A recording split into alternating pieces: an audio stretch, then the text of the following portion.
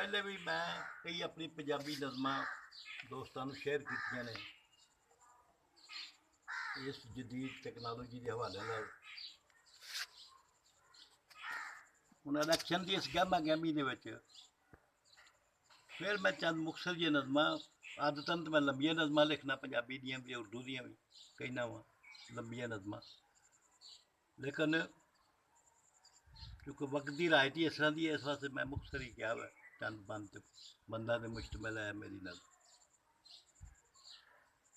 ਲੇਕਿन जुमला मोहतरदा के तौर पर मैं इतने बरखुरदार बरानो हक का एक जिक्र कराँगा। जो चंद दिन पहले मारिया मेमन के प्रोग्राम के जो कि नारोल आईया सन, उन्होंने इंटरव्यू देंदे होया ना प्रोफैसर का जिक्र किया, लेकिन वो मैं समझना कि उन्होंने तदहीक नहीं किया।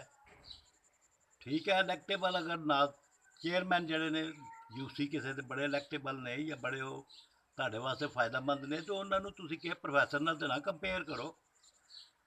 मैनू बिल्कुल यकीन है 28-29-30 साल जी मेरी नारोल की सरबत है कि इस वे कम अज़ कम इन्हों के हल्के 150-200 प्रोफैसर है जोड़े फौज हो चुके हैं। उन्होंने औलाद में भी दिलदारी जरूर हुई है इस हवाले नाल। जोड़े जिंदा ने कई ने मैनू फोन भी किया रिटायर्ड ने कि यार बंदा किस तरह की गुफ्तगू कर गया।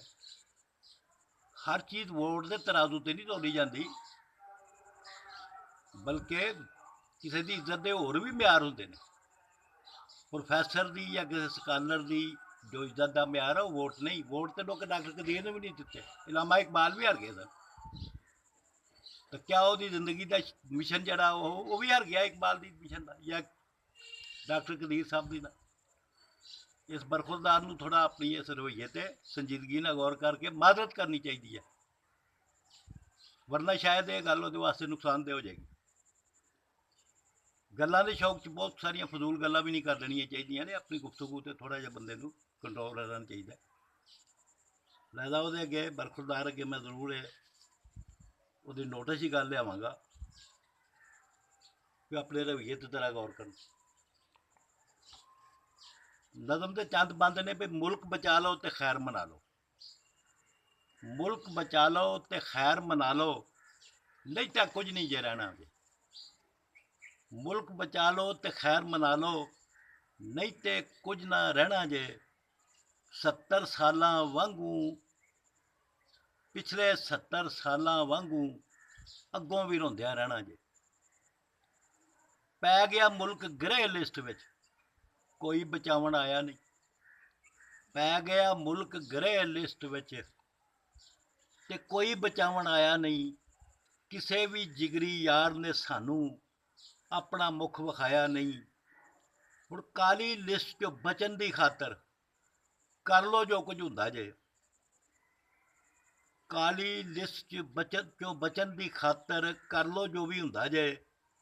नवाज शरीफ ते जरदारी ने कीता रल के धंधा जे, ते बाहर दे मुल्की दोवें लै गए, बाहर दे मुल्की दोवें लै गए साडे देश की दौलत नूं। खाक ते खून च रोल दिता ने रहिंदी खहिंदी इज्जत नूं। खा के सारियां रल बरियानी दिते वोट सी चोरां नूं। खा के सारियां रल बरियानी दिते वोट सी चोरां नूं। ते चोरां डाढी अन्नी पाई नाल मिला लिया मोरां नूं। कौम नूं फिर एक मौका मिलिया, कौम नूं फिर एक मौका मिलिया अपनी धौन छड़ावन दा।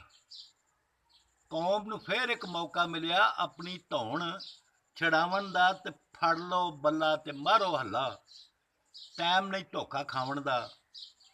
फड़ लो बल्ला ते मारो हल्ला, हुण वक्त नहीं धोखा खावन दा। घुप आखिरी बंद दरदा जी इस चंद बंदा विचों।